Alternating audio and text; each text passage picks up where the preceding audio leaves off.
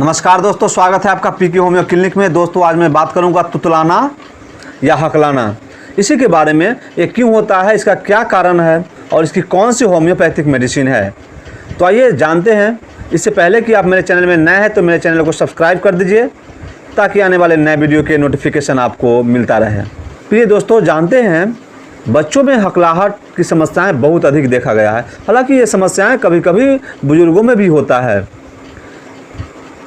तो बड़ों में भी ये होता है समस्या, लेकिन खासकर बच्चों में होता है। तो आइए जानते हैं कि बच्चों में क्यों होता है। तो बहुत ही जो इसका खास बात है वो दो तरह के बात आता है सामने। पहला बात है कि आपके बच्चे का जो जीभ, जिसे हम जवान कहते हैं ना, जब आपका बच्चा 1.5-2 वर्ष का हो जाता है तो आपको ध्यान देना है कि मेरा बच्चा क्यों नहीं बोल रहा है, तो उसे जीभ यानी जवान निकालने को कहिए। अगर आप जवान निकालता है तो आप देखेंगे कि उसमें 2 धार बन जाती है इस तरह से।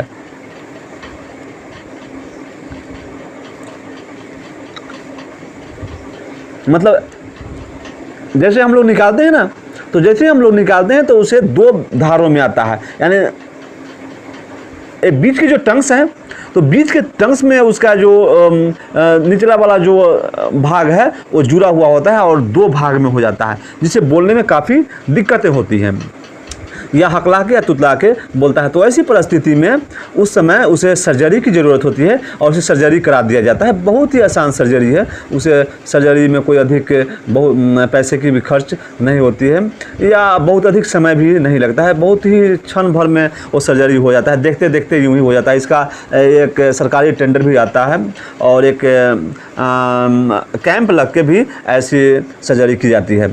तो नेक्स्ट दूसरा जो कारण है उसमें होता है आपके जो लिबलिबी होती है ना, लिबलिबी करापन हो जाता है।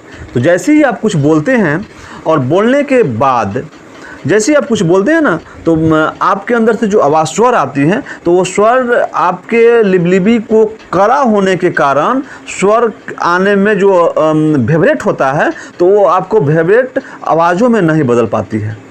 यानी वो बार बार आपको एक ही क इस तरह की बातें देखने को मिलती है, सुनने को मिलती हैं। तो ऐसा जब भी होता है तो आपके जो लिबलिबी है उसमें ये करापन होता है। तो उसे दूर करने के लिए होम्योपैथी की बहुत ही इफ़ेक्टिव मेडिसिन है जो लॉन्ग टाइम तक दिया जाता है बच्चे को। तो आप अपने बच्चे को ज़रूर दीजिए ये मेडिसिन जो बहुत ही इफ़ेक्टिव है। तो आइए जानते हैं कि कौन सी मेडिसिन है। तो सबसे महत्वपूर्ण और सबसे इफ़ेक्टिव मेडिसिन है एस्ट्रामोनियम। एस्ट्रामोनियम 3 पोटेंसी में है। सबसे पहले 3 पोटेंसी से शुरू कीजिए, यानी लो पोटेंसी से शुरू कीजिए ना।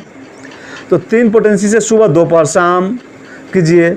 उसके बाद ये मेडिसिन 1 महीने तक दीजिए। उसके बाद इसको हम 6 CH पोटेंसी में चलेंगे, तो 6 CH पोटेंसी में फिर 1 महीने तक देंगे, सुबह दोपहर शाम। उसके बाद फिर हम आपको इसे 30 पोटेंसी में चलेंगे, तो 30 पोटेंसी में फिर हम सुबह दोपहर शाम चलेंगे। और उसके बाद फिर हम 200 पोटेंसी में चलेंगे, तो 200 पोटेंसी में फिर इसे हम सुबह और शाम चलेंगे। उसके बाद फिर हम 1M पोटेंसी में चलेंगे, तो इसे हम 1M पोटेंसी में एक बार देंगे। तो ऐसा करके ये 1 ईयर तक इसे चलाइए। इसी के साथ आपको देनी है कालीफास 3X पोटेंसी में। तो कालीफास 3X पोटेंसी में 2 टेबलेट 3 टाइम्स अ डे, अर्थात 2 गोली सुबह दोपहर शाम कालीफास 3X पोटेंसी में देनी है। ये मेडिसिन के साथ ये दोनों मेडिसिन के बीच का जो अंतर है वो लगभग 10 मिनट का करना है, और आपके बच्चे के जो तुतराहट की समस्याएं हैं, हकलाहट की समस्याएं हैं, वो धीरे धीरे समाप्त हो जाएंगी और बहुत ही फ्रेश आवाज़ आना शुरू हो जाएगा। तो आशा करता हूँ कि आपको वीडियो समझ में आ गया होगा। तो आप मेरे चैनल को लाइक, शेयर, सब्सक्राइब कर दीजिए। कमेंट करना ना भूलिए कैसा लगा। तो इसी के साथ have a nice day. Thank you so much. Good bye, good night.